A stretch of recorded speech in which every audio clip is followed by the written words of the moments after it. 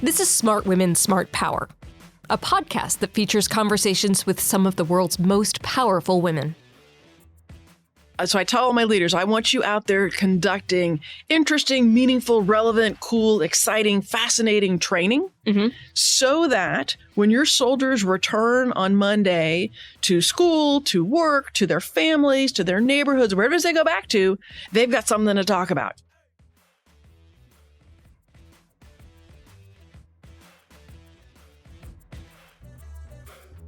We feature thought leaders at all career levels, where we explore, among other things, the many contributions that women make to the fields of international business, national security, foreign policy, and international development. Does having women in positions of power influence the outcomes of decisions in these fields? Why or why not? Join me, Dr. Kathleen McInnis, Director of the Smart Women, Smart Power Initiative at the Center for Strategic and International Studies, for these incredible conversations. This Smart Women, Smart Power episode is supported by Thales. We are just thrilled today to have Lieutenant General Jody Daniels with us here on the Smart Women, Smart Power podcast. Lieutenant General Daniels assumed her duties as the 34th Chief of the Army Reserve and 9th Commanding General of the U.S. Army Reserve Command in July 2020. So we're just thrilled to have you today to learn about you, your career, and your perspective on the Army Reserve, how it integrates with the total force, and how you've seen the roles and missions change or not over the course of your absolutely incredible career that took you to Kosovo and Iraq. We were talking before this started, like right there in the beginning. So you've seen a lot of really interesting things. So we're just delighted to have you here. So welcome. So thank you so much. It's great to be here to have this conversation. I really look forward to it. I do have about 40 years of service now between active and reserve duty. I have been some of these exciting places, some less exciting places, some really boring places. The Army Reserve and the Army and how the military has been used has changed over the last 40 years. Yeah. So yeah, quite a bit has gone by during my tenure. Right, and it's kind of mind-boggling when you think about the shifts that we've experienced.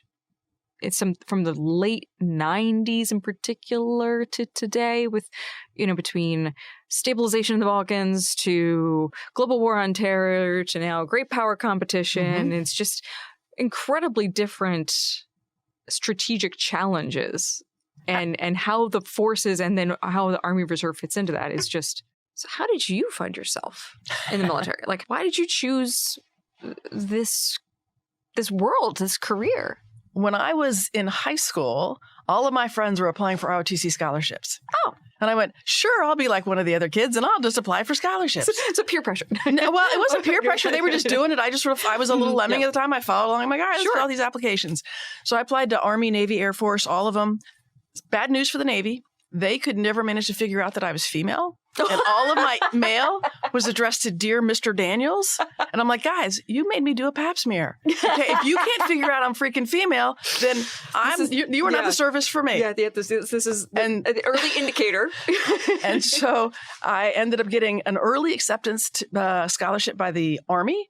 So I knew in the fall of my senior year that I had a 4-year scholarship. Wow. And that actually had schools sending me, hey, aren't you interested in coming to our school? Between SAT scores and, a funded education, they were asking me to apply.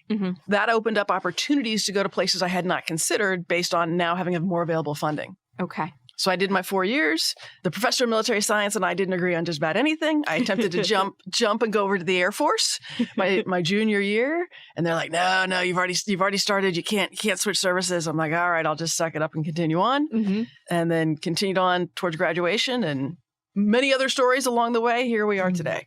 Quick anecdote. Partway through my career, I was very worried that as a female, my evaluations started talking about how I was caring. I cared for my soldiers, that I care. And I'm like, oh my gosh, is this a female characteristic? Am I going to be unsuccessful because I'm too caring? People see me as a caring. Does that translate to emotional? What does that mean?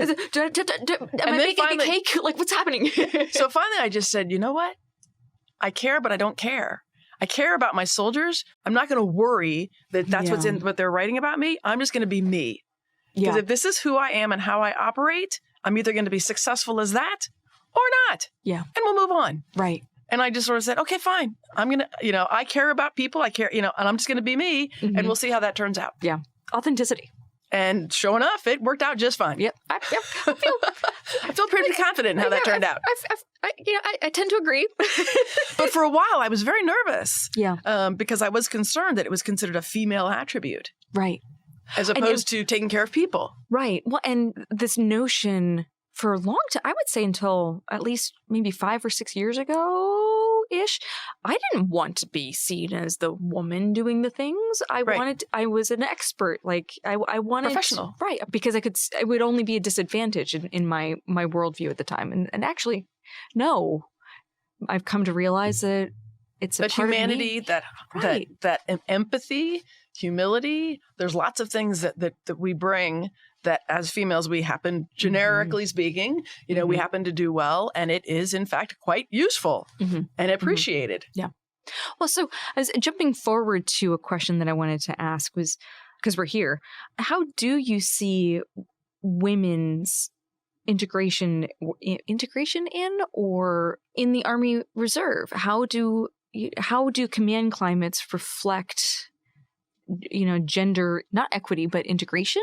Maybe is that what I'm looking for? Well, the Army Reserve, because it is I'll come back to what we are. Yeah. We are 25% female, right? Which is higher probably than any other service. Mm-hmm.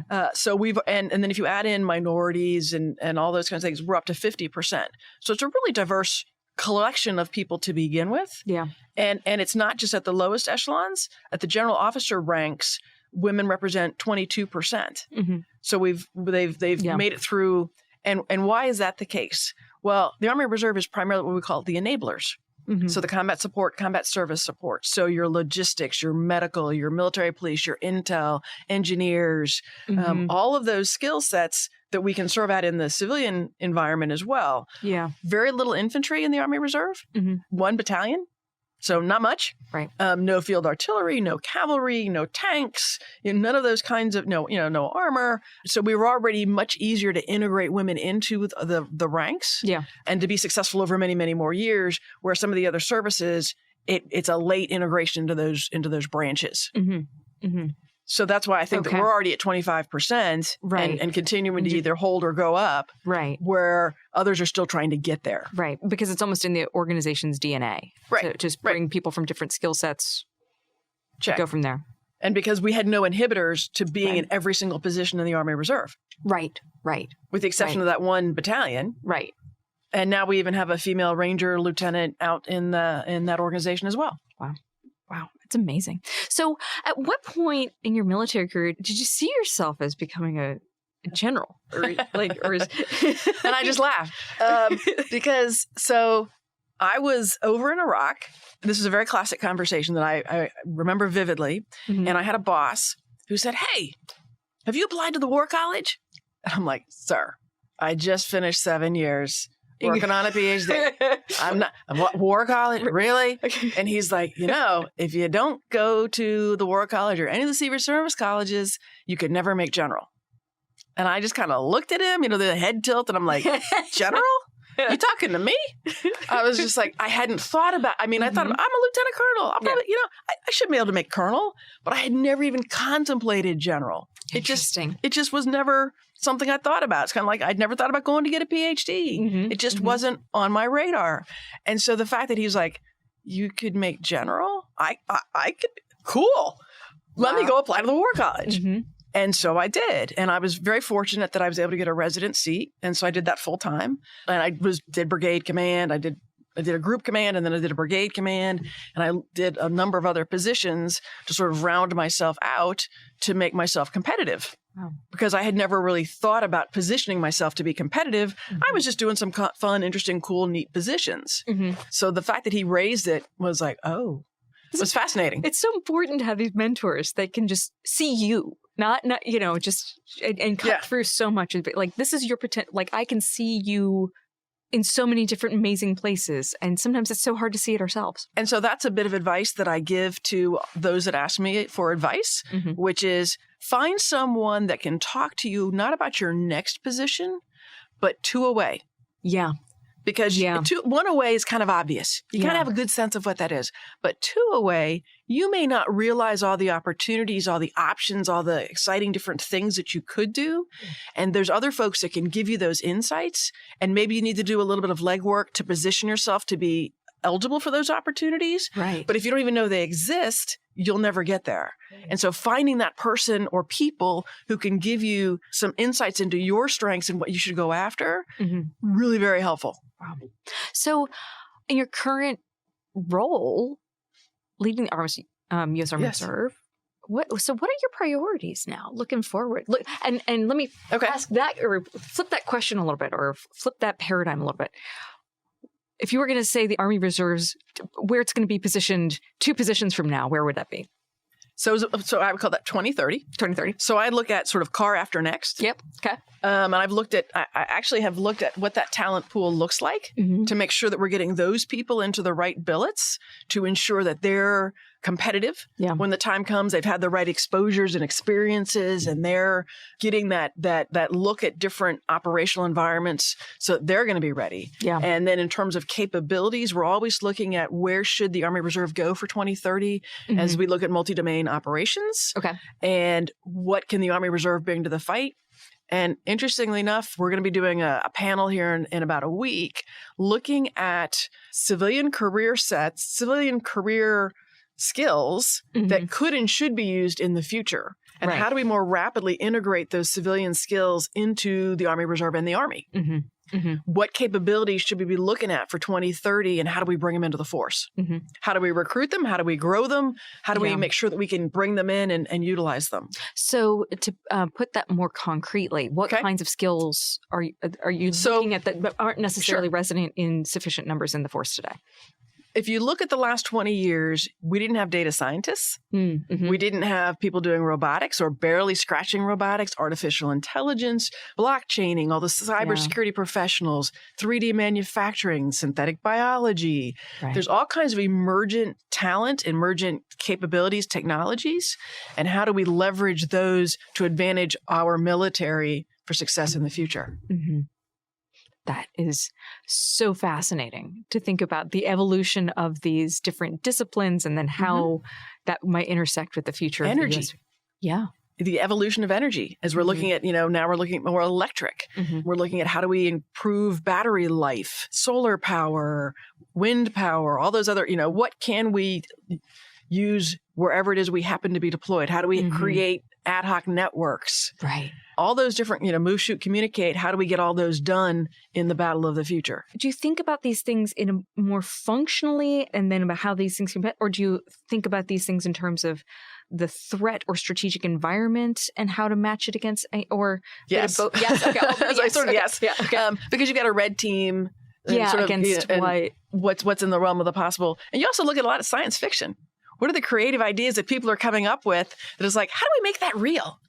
Oh, you're singing my tune. Oh, okay. I'm such like a sci-fi. How do we use creativity to help us understand future threat environments and useful fiction, I guess they're calling it now. Okay. Yeah. Yeah. Fascinating. We've had this amazing conversation. And to wrap it up, here at Smart Women, Smart Power, we like to ask the question, do you feel your gender has had an influence on the decisions you've made or the approaches that you've taken to decision? If so, why? And total, if not, why not? I would initially say, so that this goes back to that caring question. Yeah. And did I worry about gender at all? Right. Partially, yes. I also think, ironically enough, that the spelling of my name helped me. Really? Because it's spelled with a Y, Jody. Huh. And some people just assume that that's a male. Interesting. And so back in the day, there would have been no bias against it. If I'd been an I or an IE and they saw that name, there might have been an unconscious bias. Wow. So I'm gonna throw that out there as a hypothesis. No clue. But at the same time, I did work like nobody's business. I did really work hard in learning all of my positions and trying to make the most of it. Do I think I needed to work a little more, a little harder because I was the only female? Sometimes. Did I have to work a little harder because I was an intelligence officer and we were always the lowest rank on the staff? Right. So right. Is it bureaucracy that's pushing you to having to do this? And in some cases, so it's a little of both. Yeah. And so, and I referred to it as sort of sheer force of personality. Yeah. How do I get something done? How can I be the most effective in my role, whatever that may be? Is it, who do I need to influence? Whose help do I need to enlist? How do I get there? Are those female? I don't know. Are those survival? Maybe. Is it, how do I get things done? And I think that also for the Army Reserve and the other reservists, we come with that added advantage of having a civilian career and background. Right. So we get exposure to different leadership techniques, different teamwork techniques, building, and how do we get things done that you may or may not get on the active duty side. And so since we get both, where you don't have an orders-based world and you do have an orders-based world, how do you bring all of that together? And I think that has helped me succeed also, working in these multiple different environments. Which is so critical, especially as we look at strategic competition, interagency coordination, and just bringing it all together, having the ability to jump into these different perspectives and logic flows, right? Oh, sure. And so I had a military environment for the first 7 years. I was in an academic environment, which is a whole different intellectual debate kind of place. Yes, absolutely. Precision of language matters. Writing matters a lot if you're going to get published, and writing concisely, clearly, so that others can understand what you're trying to convey, being argumentative in a constructive way. And then I was in a research lab, and we're writing proposals and doing basic research and thinking critically, all those critical skills, analytical skills, and then more back into the military itself, doing intel and civil affairs, and just so all of these different things. I think the fact that I wasn't a one-trick pony. I didn't stay in one particular career area. I did multiple different things and sort of came back to intel along the way. Helped me see the world differently and helped me leverage all that bring to the fight. Because all their different backgrounds, it's not just about me, it's about us. Right. How do we make all of us successful? Yeah, all of us. And how do we care for this big team that has all these different diverse perspectives? Well, it has been just wonderful to chat with you today. It's been so much fun. Thank you so much for joining us. Can I give one final? Of course, please. Okay. Yes. So one thing that you had asked about, so we didn't quite go there, was what are my priorities as I look at across the Army Reserve Force? Yes, please. And I do want to mention that because we got a little lazy during COVID. And we're doing a lot of telework, a lot of Zoom kinds of calls, a lot of virtual interactions. And so I've really been pushing the force to get back to doing what I call tough, realistic training done safely. Oh, interesting. Okay. So what does that mean to you? Yeah. So I tell all my leaders, I want you out there conducting interesting, meaningful, relevant, cool, exciting, fascinating training so that when your soldiers return on Monday to school, to work, to their families, to their neighborhoods, wherever they go back to, they've got something to talk about. Right. You've given them something that they can say, hey, I was out doing whatever it was they were doing, and they can now tell their stories. Yeah. That does two things. One is if they're excited about what you gave them to do over the weekend, or you taught them something, or they learned something, or they stood up and they were a leader, or they helped solve a problem, or whatever it was they did, they've got purpose. And now we're going to retain them. Yeah. And then if they're telling these stories to other people who get excited by their enthusiasm and their passion and their energy, then that'll help with our retention, our recruiting piece. Yeah. So I'm retaining and recruiting through this tough, realistic training done safely. Right. That's that. And then the second piece of that is I worked really hard, and we've gotten our first lieutenant to captains being promoted more quickly, because a lot of them were serving as company commanders. I'm like, well, let's just go ahead and promote them and pay them. Right. And now I'm working on my specialist to sergeant group. Right. Because they're a critical inflection point of staying in the service or departing. Right. And we, the Army Reserve, are too slow in promoting them. And so I've got an E5 and 5 is the initiative for this final year of my tenure. Interesting. I want to bring the average down to 5 years or less. Yeah. That you have years of service before you become a sergeant. Interesting. How are the demographics and dynamics and expectations of Gen Z playing into that? They want purpose. Yeah. They want mission. They want excitement. They want to know why they're doing something. Yeah. And if we're not giving them something relevant to do, they're going to walk. Right. It's like, well, why did you join the force? Sometimes it has to do with purpose. Sometimes it has to do with college education. Sometimes it has to do with, I want to learn a new skill, or I want to do something different from what I've been doing. And if we don't give them that experience and help them acquire those skills, then we're sort of failing them. Right. And they're going to walk away. Right. So it's retention. Absolutely. Yeah. It's not retention, it's recruiting, because they're going to talk about what their experience was. Right. So further recruitment. I want them to be the messengers for the future to help bring others into the force. Because tell us, what opportunities did you get because of your service? Yeah. Purpose and care. Purpose and care. Absolutely. Thank you so much. Thank you for having me. This has been a ton of fun. Absolutely. Subscribe to the Smart Women, Smart Power podcast on Apple Podcasts, Spotify, or wherever you listen to great content. Be sure to follow us on Twitter @SmartWomen, or you can follow me on Twitter @KJMcInnis1. Thanks for listening, and join us next time. This Smart Women, Smart Power episode is supported by Talus.